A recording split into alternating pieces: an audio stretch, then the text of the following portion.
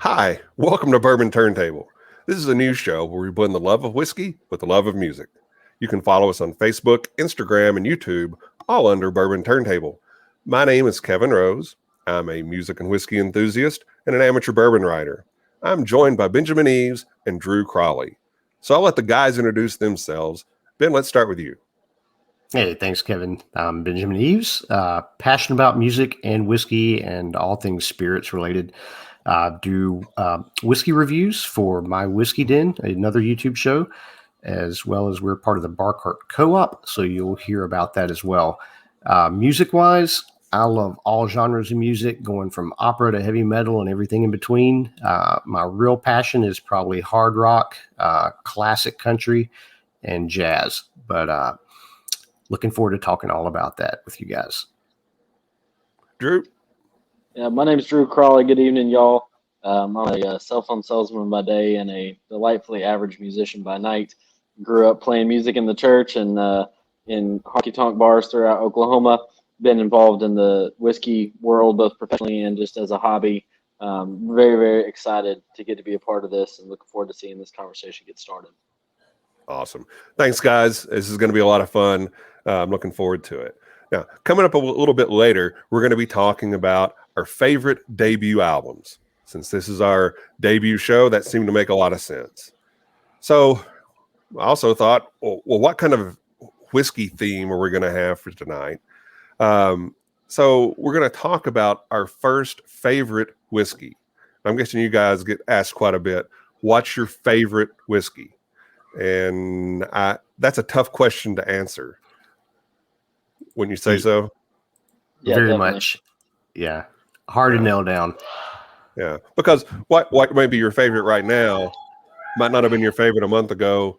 Certainly wasn't your favorite a year ago or 5 years ago. But Right. everybody probably has that first favorite whiskey. May not be your favorite today, and I'm guessing that it's not. But let's talk about your first favorite whiskey. Drew, what was yours? All right, so mine was Evan Williams Black Label. If you guys are familiar with that one, largely because that's what we could get for field parties when I was 21. Definitely when I was 21. 21? Right. But right. Not you know, before. we all love Heaven Hill. There's a lot of great classic stories about Evan Williams and the stories that go into that brand. But when I moved to Louisville back in 2012, that was kind of my introduction into real bourbon culture. Was Evan Williams, kind of the first Kentucky distiller and all those legends that go about that. So that was definitely kind of my first favorite. I was looking back to pictures of my first apartment. Tried to find my first bourbon shelf here in Louisville, and there's a bottle of Evan Williams Black Label very prominently featured. So it's actually what I'm drinking tonight as well, just for old time's sake. But yeah, love that one. That was definitely kind of my first love affair with whiskey. Yeah, that's still a solid pour today, right? I mean, Yeah, absolutely. That was a year or two ago, I'm guessing. So, but yeah, it's still a solid pour. Ben, how about you? So my dive into whiskey started with Scotch, and it was love at first sip from there. But I've from the get go, I've been an explorer at heart. So usually I bought a bottle and I never repeated. It was on to the next thing. What's the next thing to explore? What's the next thing? So my first bourbon that I bought that I got into, about to have a pour of, was Eagle Rare. And that was the first bottle that I actually did a repeat purchase of because I liked it at the time. And yeah, as you hinted at, our taste, our palates, things move on, things change. I'm not as big a fan of Eagle Rare now as I was then, but considering that was the first one, I duplicated the purchase of the bottle, kept it on the shelf. I would look at that early on. That was my favorite whiskey, and that was kind of the standard I measured bourbons by for a few years there. Yeah, but yeah, I went through an Eagle Rare stage. And again, that was back in a day where you could easily find it. I don't know how it is in South Carolina, but in Louisville, it's tough to find. on the shelf. You can usually find it, but you have to hunt. In some places, price it at ridiculous levels. So Right. Yeah, it was $25 a bottle. It was easy to find. It was everywhere. And now if you can find it for 50, if you can find it, you're doing good. And it's usually held behind the shelf somewhere or behind the counter or back room somewhere now allocated around locked in the glass case, right. like it's the crown jewels. Yep. Now for me, now if I told you my first favorite whiskey was my favorite whiskey now, I would get completely trashed on social media because my first favorite whiskey is Blanton's. And so the hype has certainly gone too far, and I think the hate has too. But 7 years ago, you could find Blanton's out on a shelf, and it's an unremarkable, very approachable whiskey that's been exceptionally packaged and incredibly well marketed. But that was my first favorite whiskey. I'm drinking that tonight, and it's probably been a year since I've had it. So, but it's not. It is what it is. It's not bad, but it's certainly not worth $200 a bottle like you see on secondary sometimes. So. Not at all. The funny thing about Blanton's shows you what I knew about whiskey when I first got into it. I would see it on the shelf for the first few years when it was easily available, and I refused to buy it because the bottle looked like a gimmick, and I didn't want to buy into a gimmick of something. Didn't know a thing about it, and now you can't find it. Now you can't find it, and yes, it was a gimmick, a very very very successful gimmick, right? But I think between the three, Blanton's is certainly very allocated now. Eagle Rare is to a lesser degree, but still is in many markets. But the Evan Williams Black Label, I mean, you can still get that. Heaven Hill hadn't done anything to ruin it yet. So keyword yet. Yeah, well, that's true. I will say this for all three: I would never turn down a glass if offered of any one of those three. I mean, they're all fine to sip and fine to enjoy. There's absolutely nothing wrong with them. Right. Absolutely. There's no point in turning your nose up at any of those. Right. But I'm not necessarily going out chasing for the horse toppers anymore. Oh, by the way, this one is the letter L. So, that's all right. That's probably the second best letter. So I'm an O guy myself, but I can see that. Geez. Well, hey guys, good friends, good music, sharing a pour on our first show. Cheers. Cheers. Cheers, fellas. Yeah. So side A of the show is coming to a close. Now we're going to take a quick break. I'm going to turn the show over to side B, and we'll be talking about our favorite debut albums. Drew, what can you tell us about Stave and Bean? I'm sorry, I Ben. don't think I can tell you anything. Well, you will soon, because I know you're a coffee guy. But Ben, talk to us about Stave and Bean.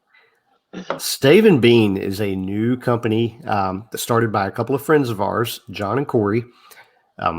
They are taking some very excellent beans from various sources, single origin, and they're barrel aging these from barrels from Kentucky Peerless, as well as other distinct distilleries, and making some incredible profiles with these. So it's high quality beans. They're barrel aging these.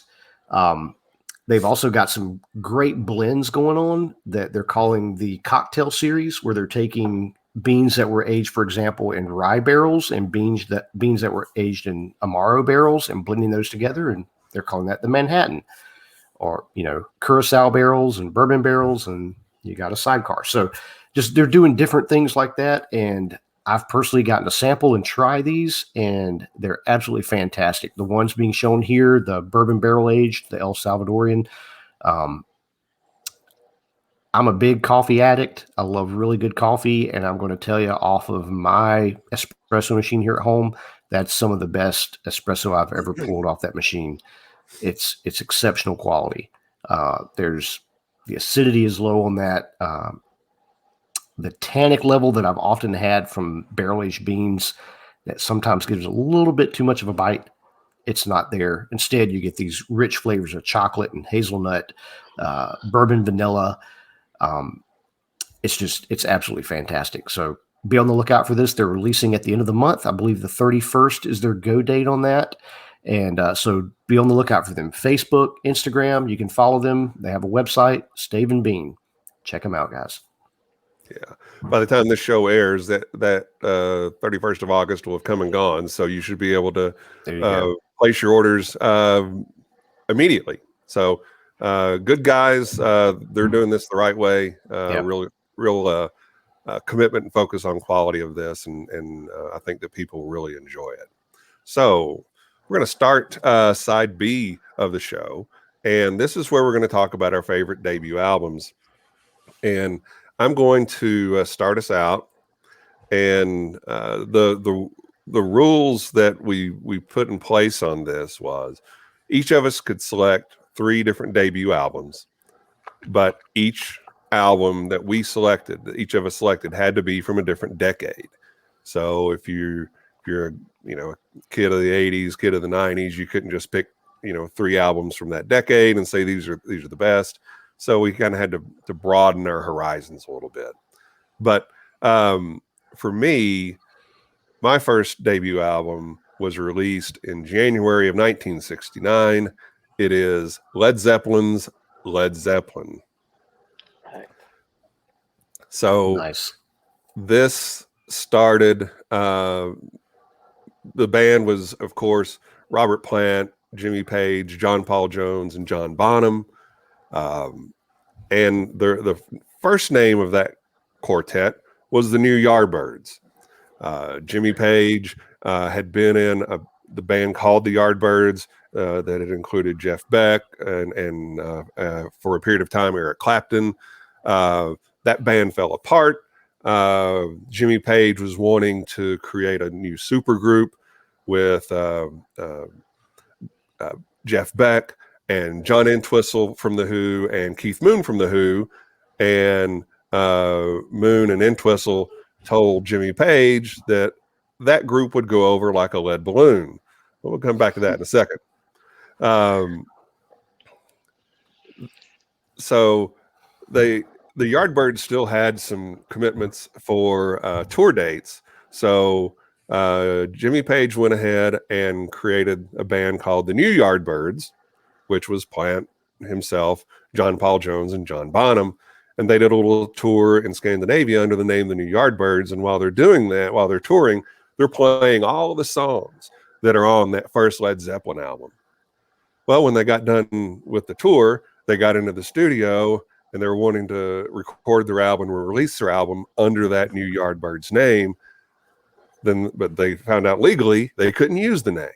So Jimmy Page remembered back to the comments from John Entwistle and Keith Moon saying that this would go over like a lead balloon. So they changed it to Led Zeppelin, changed the spelling of lead, LED, so no one would say, is that Lead Zeppelin? And so the rest, as they say, is history. This album brought together blues. It brought together rock, hard rock. Some even say it was the start of heavy metal. Some people say that Communication Breakdown, which is a track on that album, was the first heavy metal song.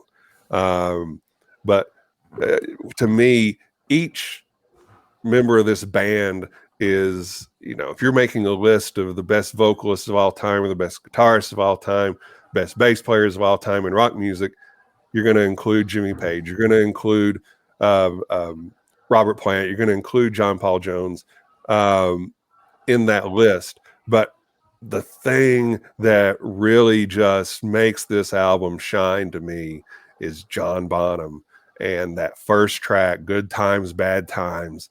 It is just a drum track, and it establishes the standard for rock drums from that point forward. And one guy can claim to be in that tier with him, and that's Neil Peart. Everybody else is looking up at those two guys, but Bonham was the first one, and he changed everything in terms of rock drums, and he changed it on the first song in this first album. Everything about this album was big. The sound was big. The packaging was big with the Hindenburg disaster cover. That was certainly eye-catching and a little controversial, but I don't know that there's anything that you could want in a debut album more than what was in Led Zeppelin's Led Zeppelin. Great record. Yeah. I mean, legend. What can you say when it comes to that album? To your point, Kevin, I know a lot of drummers, and Good Times, Bad Times is kind of the standard. I think it runs, mid 90s BPMs. I don't know if I've got anybody in my phone that could play it at higher than a 75. It's just nuts. The fills in that are just crazy. Yeah. And the kick drum, I mean, he uses one. Mm-hmm.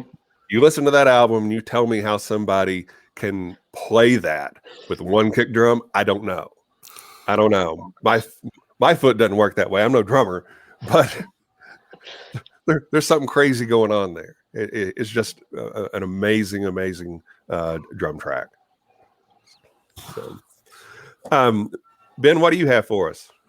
So I'm going to start more modern era and work my way back.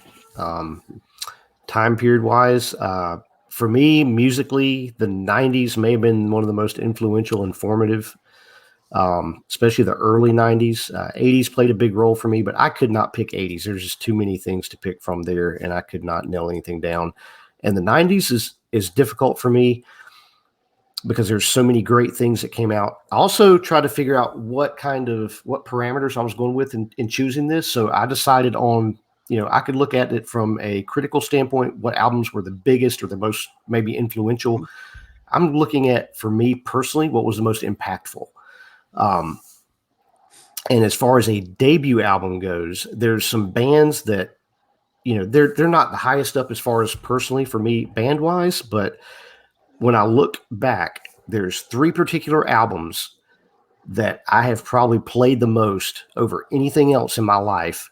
And I don't care what I listen to from here on out. There's probably nothing more I will listen to more than what these 3 got played. And one of those was the debut album by Rage Against the Machine. For whatever reason, that album, it hit on a level for me musically. I think lyrically, just the political drive it had to it. And I'll just go ahead and tell you, I did not agree with them politically on a lot of things, but I could connect with what they were saying in there. Just the anger and the feel to that. But I remember the first time walking into one of my best friends in high school, into his basement, and he says, "You've got to hear this." He had an older brother who was in college at the time doing all the Lollapalooza tours, and he was the one constantly introducing us to all these new bands and new music that was coming out. And this album was released November of 92, I believe. And I just remember walking in there. He said, "Sit down. You got to listen to this." He popped in the CD, put on Killing in the Name. And just from the very first guitar lick, it was like, oh my God, what is this? And then just proceeds to, Zach De La Rocha just roars through that track. And it was everyone after that. And that whole album was almost like an anthem for that following summer. From that, when it first got introduced, through that whole next summer, probably the summer of 93, I don't think there was any album I played more maybe than that one.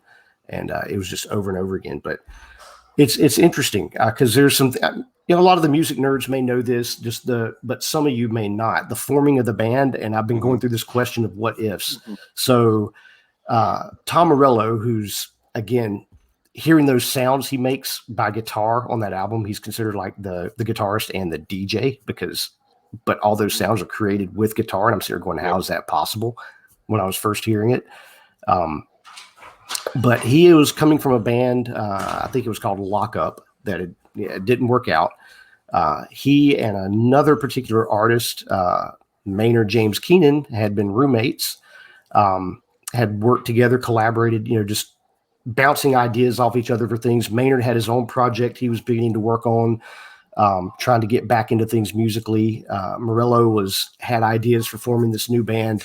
And one of the guys he was, looking at being the lead singer was Maynard for Tool. So you had this, and he had narrowed it down between Maynard and this one other guy. And then they ended up going with the known lead singer, Zach, because he had been with a previous punk band that had a little bit more renown. And so they felt like he would give their band a little bit more oomph coming out of the gate, a little bit more popularity. So they decided to go with Zach. It's kind of one of those, well, what if they had went with Maynard? Yeah. What would Rage Against the Machine be like? And then would we even have a Tool? Right. So just kind of a little interesting music trivia there. But the sound on that album, it's still, I can sit there and go through every single track on it. There's not a bad one. There's a few that jump out to me. Freedom being one.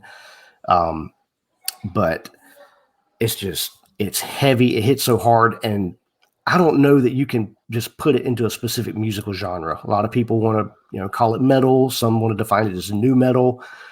Some say that maybe that helped launch the whole new metal scene, but I don't know. They weave in so many different styles, from hip hop to metal to hard rock to there's even some little bit of blues influence. There's just a lot going on there, and it's just Rage Against the Machine is Rage Against the Machine, and that particular album at that time, that one really hit. So out of all the crazy things and cool stuff that came out in the 90s, there's, for me, a lot of albums that could mean more, that do mean more in a way. But as far as a debut album specifically, that one really hit. So, yeah. You talk about the politics of it. Yeah. I don't know that I could be much further to the other end of the spectrum. Right. But I can kind of take their songs and co-opt them for where I am politically, Right. Hey, I've played Take the Power Back more than a few times in the last year. Okay. And I know that's not where they're coming from, right. But I think the idea of, what the status quo is, what the group think is, that's something that I can kind of get behind as well, even though it's coming from a very different perspective. And the other thing with these guys is they couldn't sing a note in it, but the music has such a great groove and a funk to it. Right. Could listen to it all night. It's just phenomenal musically as well. Yeah. Great stage show too. And yeah, like you said, some of those songs, like even Know Your Enemy, I can apply those in whole different avenues than what they intended to be. But yeah, that, of course, that's the beautiful thing about music. The writer can intend one thing and you hear it and it applies something totally different in your life. So kind of like whiskey. Right. Yeah. Kind of like whiskey.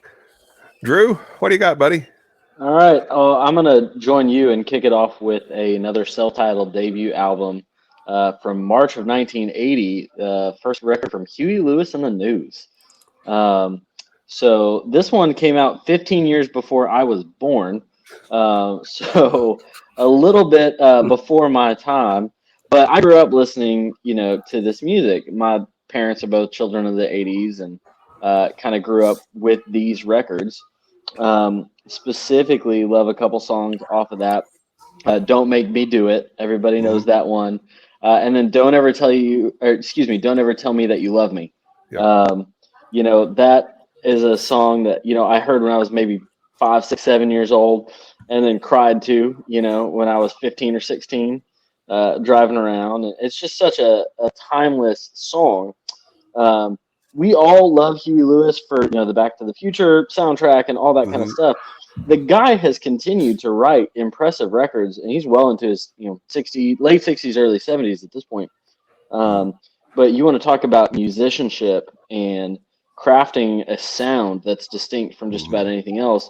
That record, to me, going back in hindsight, really launched a lot of the 80s synth sounds, keyboard specifically, synths. One of the first to use some of the Wurlitzer synths, that were just started to get popular at that time.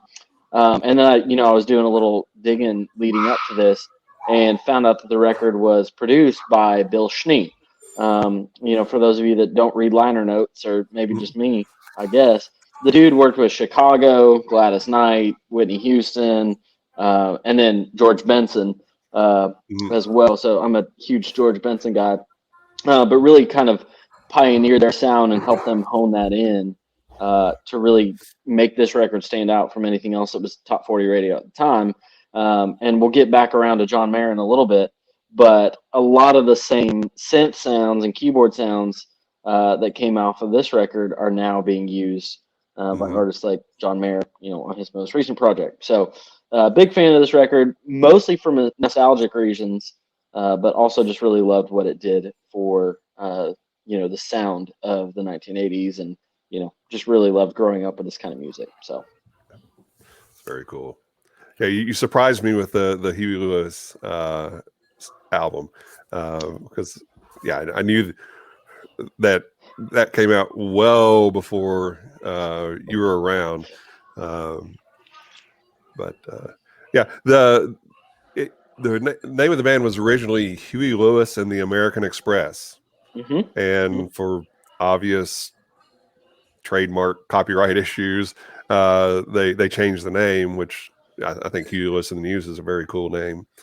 And if you listen to the song "Who Cares" off that album, the verses are basically "working for a living."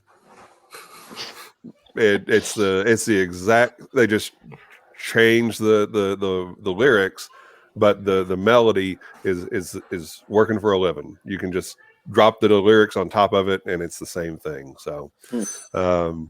But anyway, I was a big fan of Huey Lewis back in the day, and I think Huey Lewis is a great musician. I think, unfortunately, now he's functionally deaf. Unfortunately, but has made some great music over the years, and they were a great live act too. And Ben, any thoughts on Huey Lewis? I was gonna say, if you lived through the 80s at any point, I don't think you could not be a fan at some point, because part of his music so much defined the 80s time period. And for me, it was one of those bands, one of those musicians that they had you talked about their sound, Drew, that as soon as you heard those first notes coming over the radio, you knew exactly who that was. Yeah. That was Huey Lewis and the News. They had a definitive sound, and there was just, it's one of those things from the get-go. You knew exactly what song or what band that was, even if it was new.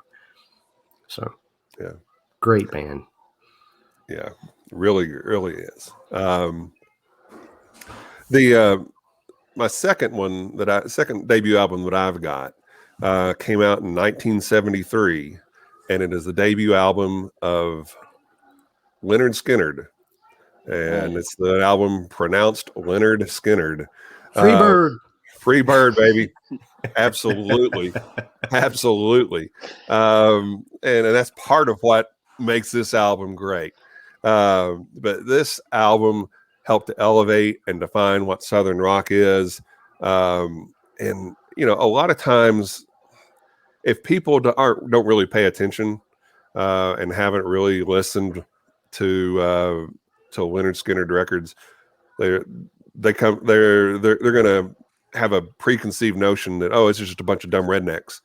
But this music was very well rehearsed, very disciplined, extremely complex. If you watch the documentary, "If I Leave Here Tomorrow," which is on the band, it goes into a lot of detail about how hard they worked and rehearsed in preparation for being able to go in the studio and record this album. Most people know that they named the band after their PE teacher at Robert E. Lee High School.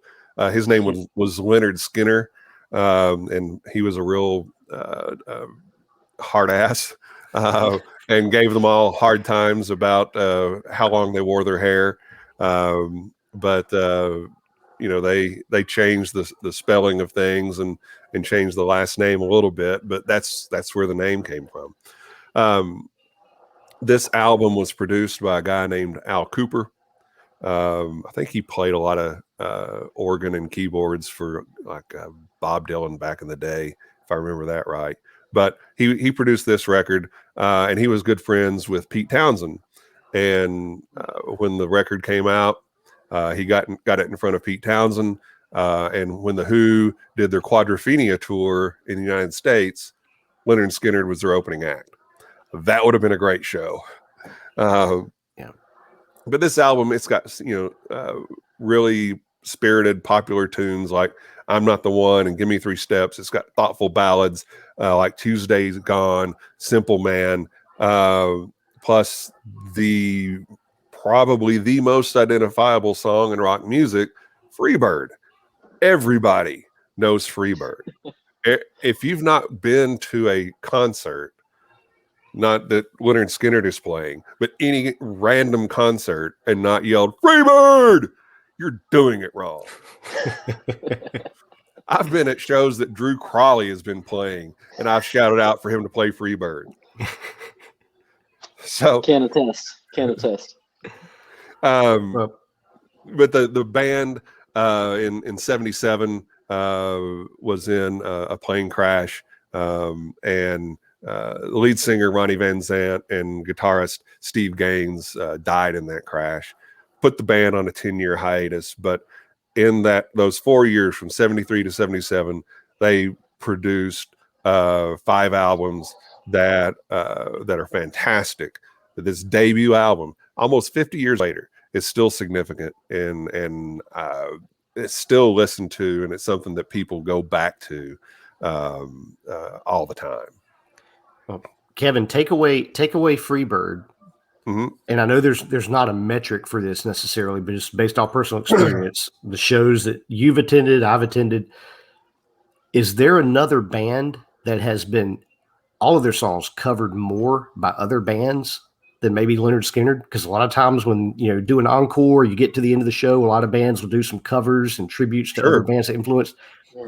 Tuesday's Gone all the way through, I've probably heard their songs covered more by more genres and more groups and individuals than maybe any other single group or band that I know of. It could be. I mean, that's just drawing off of my experience there, but yeah, that's what it feels like a lot of times. It shows I've attended. Got to be them or the Beatles. Skinner song, yeah. I think that's probably right. I guess it depends on where you go to listen, but it would be tough to find somebody that's more that have had their songs covered more, and there's just whether it's this album or any of the others, there's a lot to choose from there. Right. And I think it is sometimes easy to look at as just dumb redneck music, but there's a beautiful simplicity into the way lyrically the songs are crafted and just in the honesty. And I think that's what has made it so relatable to so many people for so long. Yeah. And you grow up in the South, especially like I have here in South Carolina, and you're going to grow up here in Skinner just about every day of your life. But fantastic band, fantastic music. They're legendary for a reason, Yeah. So Ben, you're up next, man. What do you got? So working back a little bit, I'm like I said, not going into the 80s, but this band had a massive influence on a lot of the sound of the 80s. And I want to walk you back in time a little bit because, yeah, when the album was released, I would not have known about it, wouldn't have listened to it until I hit a point in my life. For me, and here's the interesting thing for me growing up. I grew up a pastor's kid, so a lot of my music interest, a lot of the things I was able to listen to early on were kind of sheltered from that perspective. You know, rock was bad, secular music was bad, and then finally I reach a point in age where it's just, you know, you're out there, you're listening to what you want to, you're discovering things. So my family moved to Baltimore when I was 10 years old, going on 11 from South Carolina. And that musically for me was one of the most impactful periods of my life, because for the couple of years we were there, the friends I made, just even the impact of radio at that time, because depending on where you lived at is what kind of music you were exposed to, because all we had at the time was go to the record store or radio. We didn't have the internet, didn't have all this to be able to explore. Right. So that time period there, so this was late 80s, opened me up to a lot of music. But some of the most impactful of that time period was bands like Depeche Mode and The Cure, even INXS. And a lot of that I trace back to this band. And I can remember sitting in a friend's room and he popping this record on and I'm hearing it for the first time. And just the brooding and the moodiness of it. But where I'm going to is Joy Division's Unknown Pleasures. And the older I've gotten, the more I keep coming back to this album. And that's one of the things that made me pick this one, because it's, I don't know, the further I go along in life, the more I keep coming back to it, the more I keep exploring, the more I keep digging on it. And, but even then it was just like, holy cow, what is this? You know, especially for me having very limited musical experience up to that point. I got introduced to the whole punk scene at that time. And those were things that just really set me off. And this kind of it takes that, to me, that raw edginess of punk music. And then with what the producer did in creating this album, some of the spatial sounds and the effects that they used in this, I don't know. It's for me, it's hard to describe. It's you take that raw edginess of punk and then you just give it this spatiality is I don't know a word I would use, with all the echo and the delay and all the the effects they were using, and it created this dark, moody, brooding feel of an album that just you can feel it. It captures probably what's going on at the time there in England, and for me, it takes me straight back to cold winters in Baltimore, sitting in a friend's room, just listening to music like this. And, talk about musicianship, the hooks, the bass player, his bass lines, especially some of my favorite songs on this one. From the get-go, from the starting song, Disorder, it just kind of sets the tone. But Day of the Lords, and then New Dawn Fades, the opening bass lines on that, to me, it just sets the tone of all that dark music coming out of this. And then you can start checking off the impact they had on future bands coming forward from this. But yeah, Joy Division. Incredible band, and just a unique sound. Yeah. Ian Curtis, who's the vocalist, it was raw and unpolished. Yeah, very. All those effects were there, but there was nothing that was there to try to make his voice sound like something that it wasn't. Right. Which I thought was real effective. And unfortunately, he committed suicide in, I think, 1980. Yeah. And they then went on to be, the remaining members of the band went on to be New Order, right? Right. Yeah. But yeah, it's definitely a mood album. Very much. Yeah. And I think, as a matter of fact, is this the only album he actually recorded with them? Like a full album? I don't I if know I'm right. I thought he was on the second album as well, but Okay.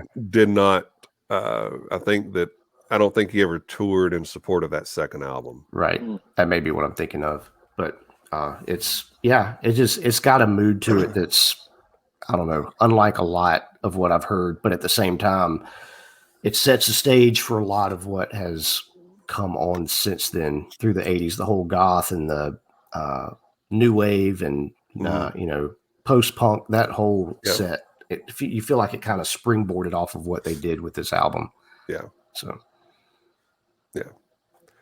Yeah, very good. Interesting choice. Drew, how about you, man? What's your next one? All right. So, you guys know me pretty well, but come as no surprise. My second pick is another self-titled debut album from 1994, the Foo Fighters. So, Foo Fighters' first record.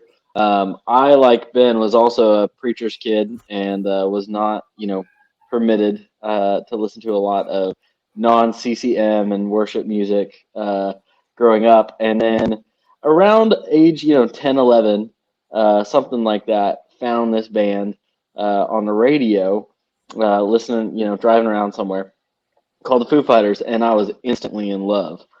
This will come back for next week's episode when we talk about first concerts, because that was mine. But this record was a really big deal to me. This is the era from, at least when I was growing up, the very first iTunes software came out. And you could download whole albums for $9.99 or whatever it was at the time. Yeah. And this was in the list of the first 2 or 3 albums that I ever downloaded and listened to all the way through. Just looking into it a little bit more, the whole thing was recorded in 6 days flat. It's a 12-song, record, and then you got 15 or 16, depending on which pressing you get and where it was released and all that kind of stuff. 100% of this record was played and sung by Dave Grohl. So bass, drums, guitars, everything is Dave. Most of us know Dave Grohl, drummer in the band Nirvana, and then, the founding member of the Foo Fighters. It's just so impressive to me, the level of musicianship that it takes to write, play, record, produce a record by yourself in 6 days.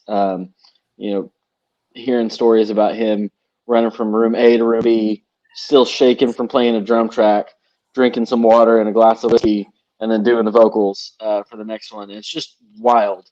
Most of the record was written, I guess, while he was with Nirvana. But this was kind of, to hear him tell it, his way of processing the death of Kurt Cobain. So a lot of these songs, were written in the back of a tour bus while they were on tour, 93, 92 time. Got a couple of great, Foo Fighters tracks on there. Big Me, This Is a Call, songs that most of us have heard that are into it. The one that interested me the most was they do Ozone, or he does Ozone, which is an Ace Frehley cover from Kiss. So if you haven't heard that, it's a very fun cover. And enjoyed that quite a bit. I'll wrap it up on this, but one of my favorite stories about this record is they went to go and mix, a couple of months later, you get your masters back and you're trying to go back and, edit everything. Well, they're doing this, in a studio in South LA, and Tom Petty just happened to be there and stopped in to listen in. And, it's Dave and their engineer, recording everything and mixing and mastering, whatever. Well, Tom Petty is so impressed with this record, he asked Dave Grohl to play with himself and the Heartbreakers on SNL the following week. So if you've seen that on YouTube, it's very impressive. It's Tom Petty and the Heartbreakers, and then Dave Grohl's just hanging out, playing along. Apparently, he impressed them so much that Tom Petty actually asked him to join the Heartbreakers as a full-time member. And, Dave, I guess, fortunately, unfortunately, however you want to put it, turned him down to go and form what is now the Foo Fighters. But I just was so impressed hearing that story about the level of musicianship that it takes to record. But if you're getting Tom Petty's stamp of approval, that's a pretty big freaking deal. Yeah. So yeah, really love this record, and I'm a huge Foo Fighters fan, so this kind of sets the tone for me Mm-hmm. for what they were about. I think they changed a lot about the post grunge alt rock scene at this time, starting with this record, and then several more later on. But yeah. Yeah, it's a fantastic album, and unfortunate how it came to be, with Cobain's death. But the Tom Petty story is one of my favorite rock and roll stories. And if you can search that, if you can search and find the video of that performance on Saturday Night Live, I would highly suggest it, because Dave Grohl, he's got the long stringy hair still, and it looks like Animal from the Muppets on the ground. It's Yeah. fantastic. He's just so much into it, and I think that him creating this album and having the opportunity to play live with somebody post Nirvana really was a huge step for him to get past the death of Kurt Cobain. Mm-hmm. Yeah, I think it was. I just remember, especially like I said, being '90s very formative for me in that time period. That was early '90s was high school for me. Nirvana was huge, and then Kurt Cobain's death happened, and then when the Foo Fighters hit the scene, and you're basically looking at the band going, "This is what's left of Nirvana," and yet this sound is so incredibly different. And that's what I just remember the conversations with my friends at the time, listening through this album, like, man, this is phenomenal. And yet it's like Nirvana, Foo Fighters, it completely different directions in a lot of ways. And yeah. But that first Foo Fighters album, it was like you said, Drew, it was all Dave Grohl. I think there was one guitar solo that he didn't play on the whole thing. But the blueprint for the Foo Fighters sound, it was set. It was set on that first album. Yeah. Because you could take any song off this album and drop it on another Foo Fighters album, it would fit. It would sound okay. That fits this album. So that shows how much Dave Grohl really created and honed a sound all on his own that still endures today. And I don't know if you guys listened to any of their they've got actually 2 new albums out right now. Have you listened to any of those? Yeah. What are your thoughts? Well, I'm not a disco fan, so that one was a little bit of a miss for me. I loved what it takes to do that. I think it's a good time. Some of the YouTube videos that have come out of them performing those songs are pretty entertaining. Have you seen the one with them and the folks from Westboro Baptist Church? Yes. It's great. But the new Foo Fighters record itself, it's the next evolution for them.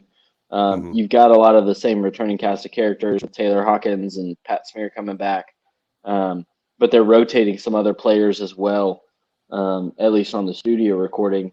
And it's just like they're just borrowing from what works, incorporating it into that distinctive Foo Fighters sound, and I love it. Yeah, I thought it was really good. I think it's their best album since Wasting Light, which was about a decade ago. So yeah, good stuff. All right, so we're to my last debut album selection, and this album came out in 1990, and it is "Shake Your Moneymaker" by the Black Crowes. This band started in Atlanta with brothers Chris Robinson on vocals and Rich Robinson on lead guitar, and Steve Gorman on drums, and it was under the name Mr. Crow's Garden. They were discovered by a guy named George Draculius, and he was partners with Rick Rubin at Def American Records. So Draculius signed them in '89 and really helped them focus their sound, helped them change their name to ultimately the Black Crowes. and he produced the Shake Your Moneymaker album, which was an immediate hit. It full of hit singles. It sold over 5 million records. They were nominated for Best New Artist in 1990. They ended up losing out to, anybody have a guess? 1990. Mariah Carey.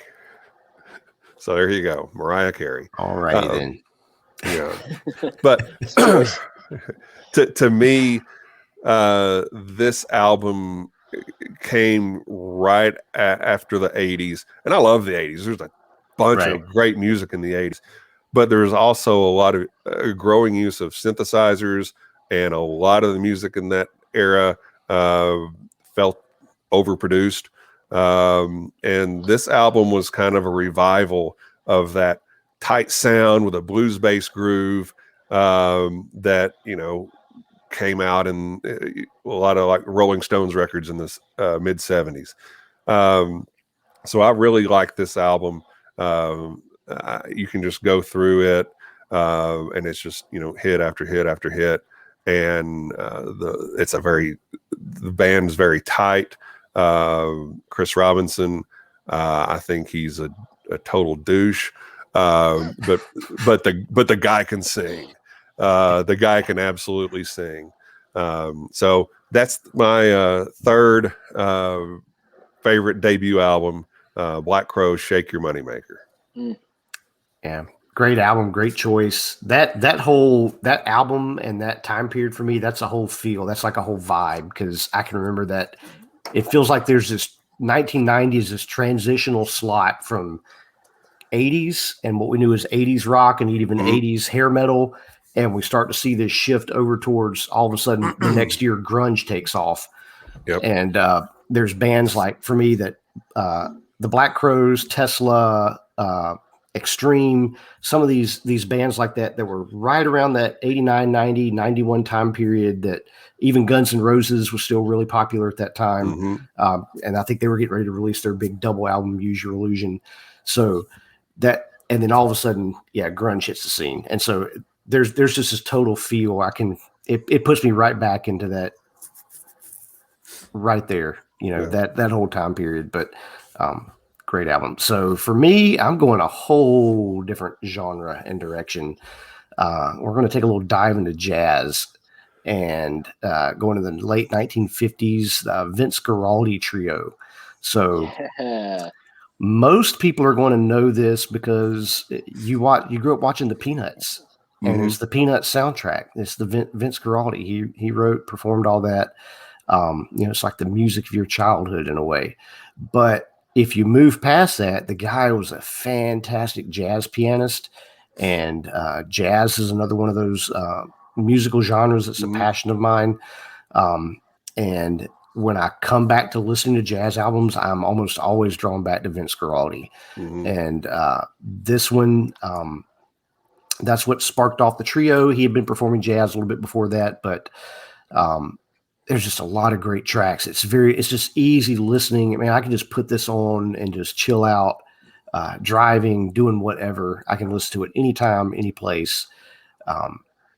It's just fantastic. And then there's a couple things I think further down with Vince that, probably a little bit better, a couple of better albums, but phenomenal performer. He had a huge impact on smooth jazz from that time period, and he died right after performing. I think in '76, died of a heart attack, just coming right off a performance, and it kind of sent shockwaves through the jazz music world. So, but Grammy winner, phenomenal. Yeah, I mean, most people are going to know him from the Peanuts, but get beyond that and explore beyond the Peanuts album. And you're going to find there's some great jazz music to be had. Vince Guaraldi Trio. Yeah. Drew, any thoughts on that one, on that choice? Yeah, no, absolutely. I also love Vince Guaraldi, like most people, as you mentioned, that the Peanuts soundtrack was the introduction to that. But I just love how many kind of influences he obviously has as a pianist. If you want to think like Herbie Hancock and a few others Yep. that he obviously loves. And, you can hear certain, turns of phrase that he uses and, that's, that's this or that person, but he makes it his own. And Right. I don't know, I mean, you'd be very hard pressed to find a jazz trio tighter, and also more creative. I think, the way that they used modulation in particular comes to mind. It's just you hear a song and that's Vince Guaraldi. If you're listening on Sirius XM or some other place that you don't know, what's up next. They just have that very distinctive, unique take on a lot of that. So yeah, love that pick, Ben. Yeah, thanks. Yeah, I thought that was. I really like the fact that somebody went way off the rock pop music genre, and one of the interesting things about this album is there's no drums on it. Right. And it's almost as much a guitar album as it is a piano album. I think Eddie Duran was the guitarist on this, and I think there's one of the songs on there that Duran wrote that if I remember right, the piano didn't even play. It's just him and the bass. Right. Which says to me is Guaraldi was about how do we make the best record? How do we make the best music? Not how do I make sure that I stay front and center and nobody shows me up, which, that says a lot. So I think that's, if you listen or you read some interviews with him, that was his passion. Was he wanted to write good music, and not just good music, but music that would become standards. Yeah. And that's where his heart was in that. Yeah. Very cool. Very cool. All right, Drew. All right. What do you have to finish us up here? Yep. Close out the musical segment. One of my favorite albums of all time, formative in many ways, but it's going to be Room for Squares by John Mayer. So this one came out early 2001. Little babyface John. A lot of his music is pretty influential in my life. I think I've seen him more than anyone else live. Seen him 8 or 9 times at this point. But this album, kind of was his first foray into radio music. But if you get past his second worst song of all time, Your Body is a Wonderland, there's some great tunes on this record. We've all mocked that song. I think The Office has a great, little bit on that when Dwight and Michael sing that on karaoke in one of the Christmas party episodes or whatever. That song sucks. It's terrible. But if you get past that, this song is chock full of hits. You've got Why Georgia, Neon, Love Song for No One. This is probably the first record I heard that made me absolutely fall in love with guitar playing. So, I grew up in a very musical family. We were all in piano lessons from age 4 or 5. Piano was like the golden standard. And when I heard this record for the first time, I was like, oh, guitar is no joke. I can't tell you how many guitar players I know that have PTSD trying to learn how to play Neon.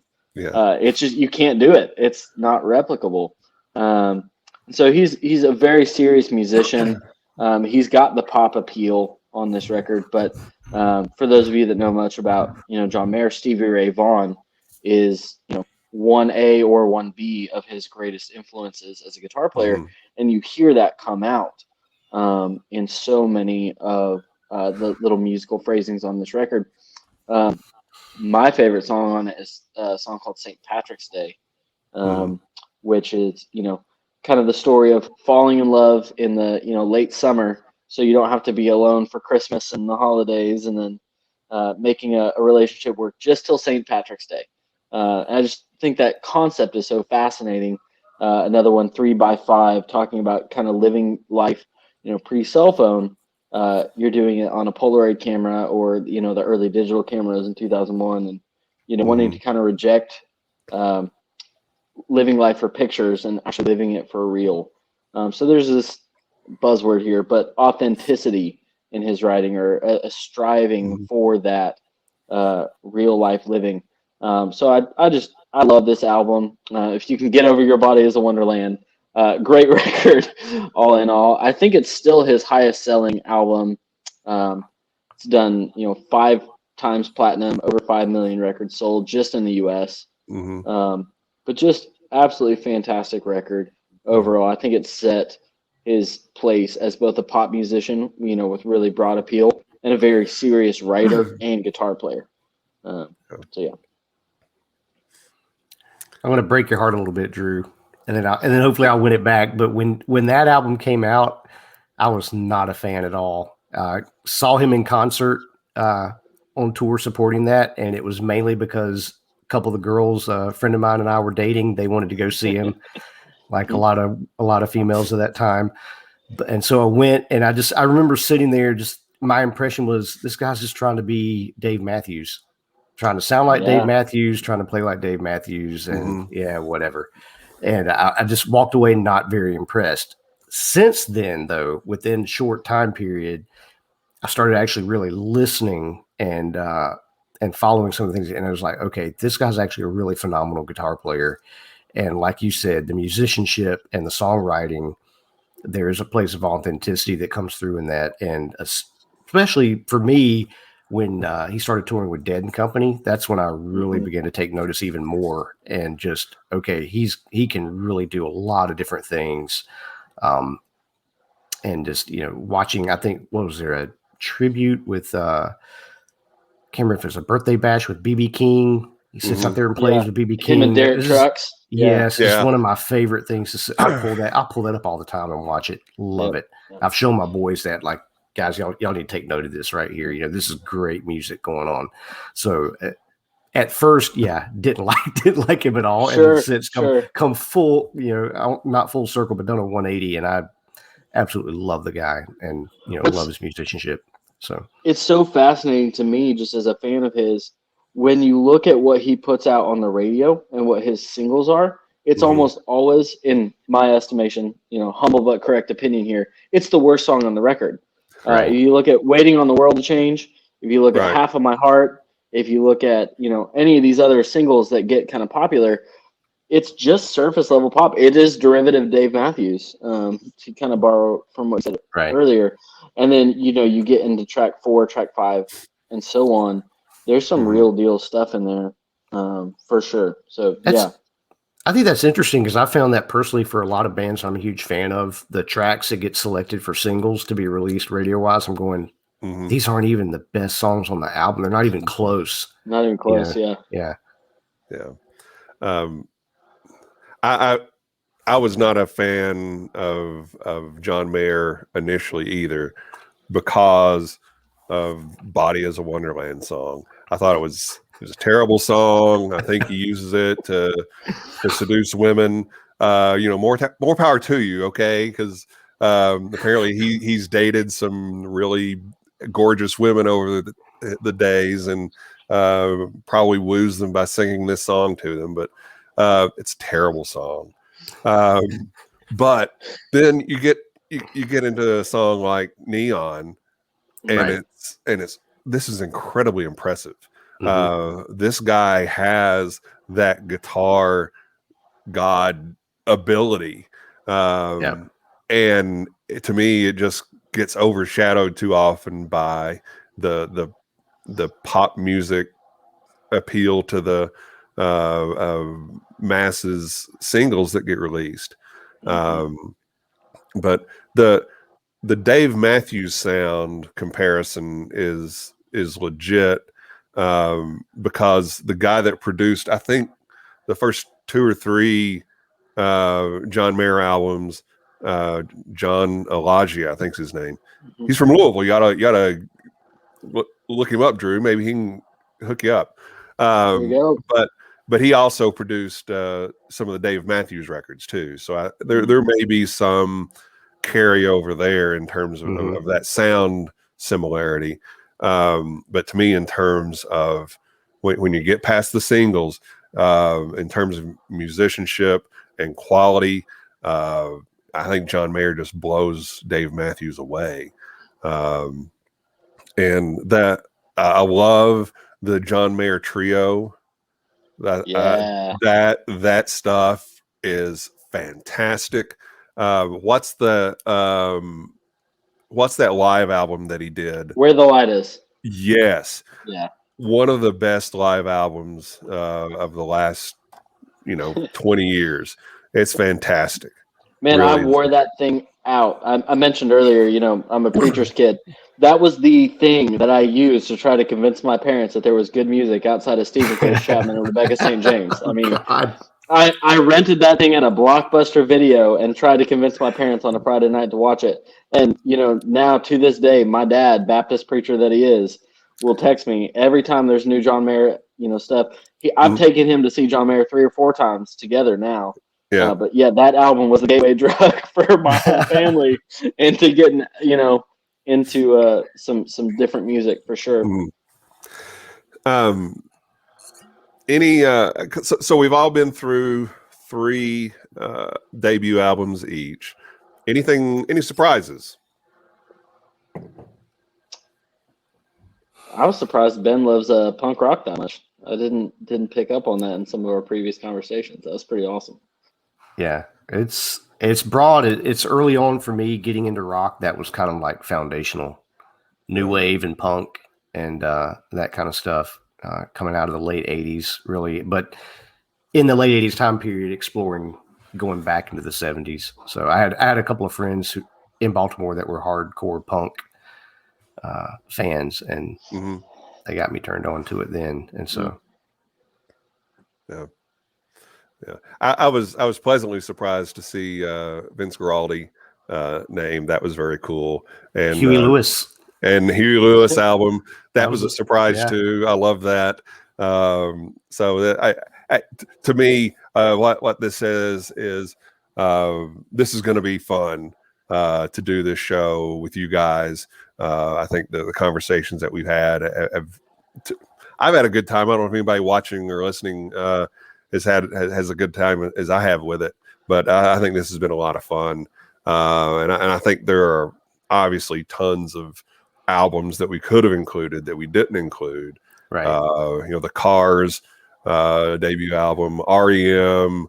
I think you mentioned Guns N' Roses, but Appetite for Destruction. That was a huge debut album. Beastie Boys, License to Ill, Van Halen, U2.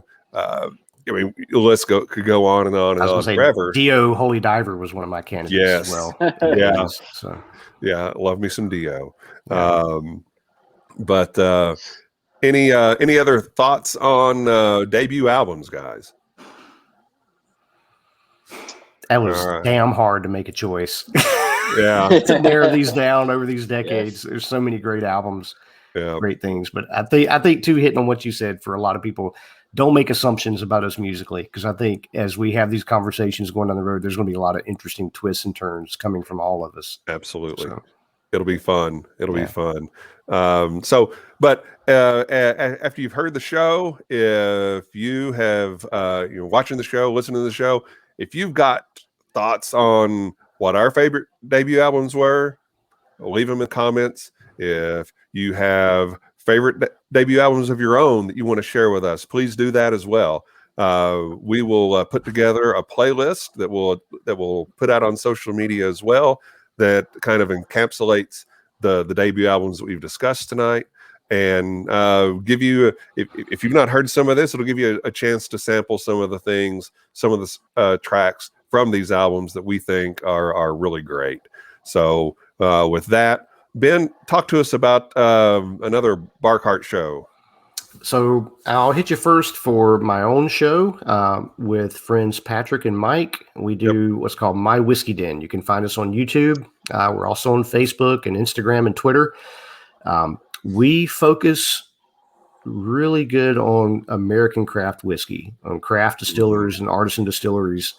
We'll dabble into Scotch and we'll hit rum and brandy and other things, but our main focus is discussing craft distillers. And we've got, typically on Monday nights, a great show called An Evening With, and that's where we'll interview with distillers or industry folk throughout the country in craft distilling.